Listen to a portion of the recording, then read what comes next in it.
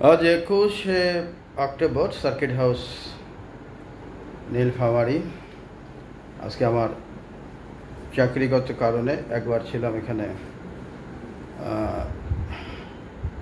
ছিলাম তখন 2007 সালে এসআরের জন্য। ঠিক একইভাবে চাকরির অত্যারি দেখে নীলফামারী সদরের অফিসার তার সমন্বয়ে আজকে আমার অবস্থান। তবে দেখলাম যে বেশ ভালো অবস্থায় এখন এসি রুম, এপি রুমে। তো এই মুহূর্তে সেই হিন্দি আমি গাই না, তারপরে একটা গান গাওয়ার ইচ্ছা করতেছে মনের স্ফুলিঙ্গে, সবে শর্ট ভিডিও। মাহিয়া তেরি কসম হ্যায়, जीना नहीं जीना मुझे तेरे बिना, जीना नहीं जीना मुझे तेरे बिना।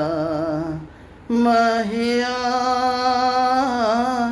तेरी कसम है, जीना नहीं जीना मुझे तेरे बिना, जीना नहीं जीना मुझे तेरे बिना। मेरे दिल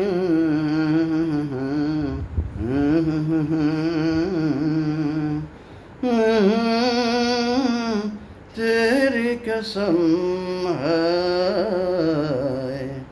जीना नहीं जीना मुझे तेरे बिना, जीना नहीं जीना मुझे तेरे बिना। সংগ্রামী মনোভাব এবং সংগ্রামী জীবন উপার্জনের সাথে সঙ্গতি রেখে কিছু কিছু মানুষ ঘুরপাকে আর্থিক সংকটে কাটায়। কারণ সৎ জীবনযাপন করা অনেক কষ্ট, আমি তাই করেছি। নীলফামারী সদরের অফিসার, যদি আমি এখন নীলফামারী সার্কিট হাউসে, সে বললো যে আমার পোস্টিং হয়েছিল শেরবাগ, আমি একদিনে চলে আসছি।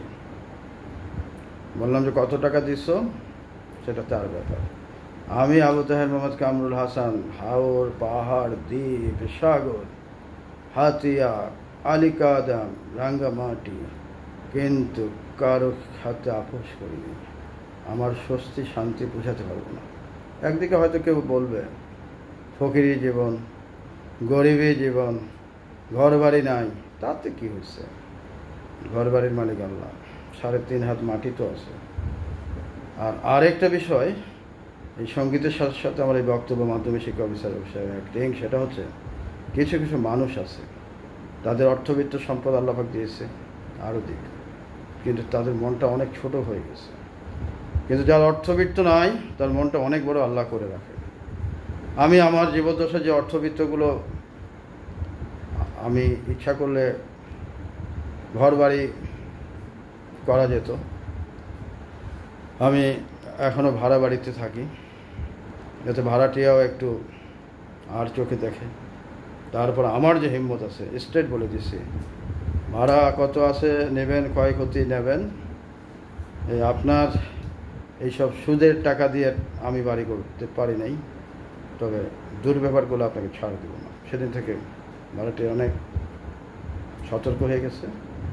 তাই হালাল উপার্জন করুন, হারাম থেকে মুক্ত থাকুন। হালাল উপার্জনের শান্তি, স্বস্তি, সুস্থতা নিয়ামত আছে। আমার পেশার মাঝে মাঝে বিভিন্ন উদ্বিগ্নতায় 170, 10, 120 হয়ে যায়। নিঃশ্বাসের বিশ্বাস নেই, মরলেও আল্লাহর কাছে একটা আবেদন নেই, মরছি যে কাফনের কাপড় পরাইও না, ইহরামের কাপড় ছাড়া। আর আমার জেনারেশন তুমি যেভাবে রাখবা, আমাকে যেভাবে রাখছো স্বস্তির সাথে, আলহামদুলিল্লাহ। তাই যাদের অর্থবিত্ত আছে তাদের প্রতি আহ্বান, অর্থবিত্ত নিজের প্রয়োজন ছাড়া বাকিগুলো আল্লাহর রাস্তায় বিলিয়ে দিন। শরীরটা ভালো থাকবে, মনটা ভালো থাকবে। আর যেই সব অর্থবিত্ত মানুষ নিজে ভালো থেকে মনটা ছোট করে আবার তার জেনারেশনের জন্য অর্থ গচ্ছিত করে, সে ভুল করে, সে একটা ফিতনা তৈরি করে পৃথিবীর বুকে। তাই তাদেরকে আমি সতর্ক করার আহ্বান করছি। আমার অর্থবিত্ত নাই, আমি কাউকে পরোয়া করি না, পরোয়া করি আল্লাহকে। এটার মূল কারণ হচ্ছে নিজের নফস জিজ্ঞাসা করবে যে আপনি অর্থবিত্ত কীভাবে কোথায় উপার্জন করছেন। ও আখিরু দাওয়ানা আনিল হামদুলিল্লাহি রাব্বিল আলামিন। তাই বাংলা গান গাওয়ার সাথে সাথে মনটাকে উৎফুল্ল রাখার জন্য একটু হিন্দি প্র্যাকটিস করছি। অনেকে বলে যে একটা হিন্দি গানের সুর, তাই এই গানটা আমাকে মাঝে মাঝে একটু আলোড়িত করে। মাহিয়া তেরি কসম হায় জিনা নেহি জিনা মুঝে তেরি বিনা হায় জিনা নেহি জিনা মুঝে तेरी बिना जीना नहीं जीना मुझे तेरी बिना है जीना नहीं जीना मुझे तेरी बिना। মাঝে মাঝে একটু সময় পেলে এইগুলো আমার হচ্ছে রিল্যাক্স টাইম। এতে দুটো জিনিস পেয়েছি, সেটা হচ্ছে এখন তো দেখি ইউটিউবে পয়সা উপার্জনের জন্য পাগলের মতো পাগল হয়ে গেছে। আমার কিন্তু এক টাকা উপার্জনের ইচ্ছা নাই, কারণ আমার এই চ্যানেলটা, আমি যখন সুনামগঞ্জ অনবসরে ছিলাম তখন আমার প্রিয় সহকর্মীদের সমর্থক গোষ্ঠী এবং তৎকালীন প্রশাসন অফিসার এবং পরিষদের এমপি মহোদয়, তাদের প্রেরণায় আমার এইটা চ্যানেল খোলা হয়েছিল নতুন প্রজন্মদেরকে একটা সুস্থ বিনোদনের দিক নির্দেশনা হিসাবে। তাই 2টা 5টা থেকে আজকে আমার শতাধিক ভিডিও নিজস্ব সুর, নিজস্ব কথা, নিজস্ব ভঙ্গিতে চেষ্টা করছি ভালো থাকা যায়, এটুকু বলবো। ধন্যবাদ।